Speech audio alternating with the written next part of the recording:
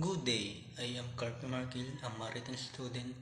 This video demonstrates the stress, urgency, and safety radio communication. Mayday, Mayday, Mayday.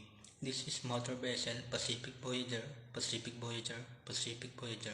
Call sign DUGF MMSI 54812346.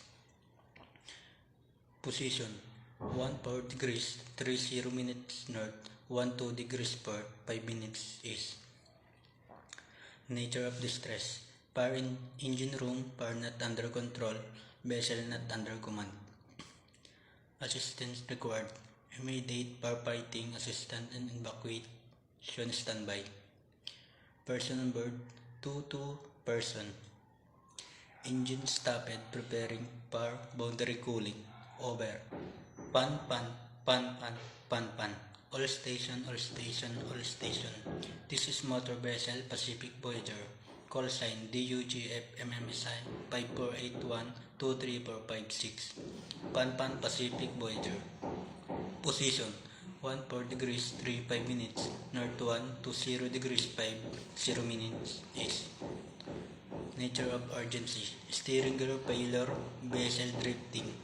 Assistance required: tug standby and traffic information. Person on board: 2 person. No immediate danger to life. Over. Security.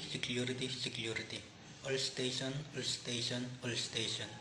This is motor vessel Pacific Voyagers. Call sign DUGF MMSI 54812346. Position of danger: 14 degrees 40 minutes north, 120 degrees 5 minutes east. Information: floating containers heated, hazard to navigation. Vessel in vicinity are advised to keep firm lookout and navigate with caution. Over.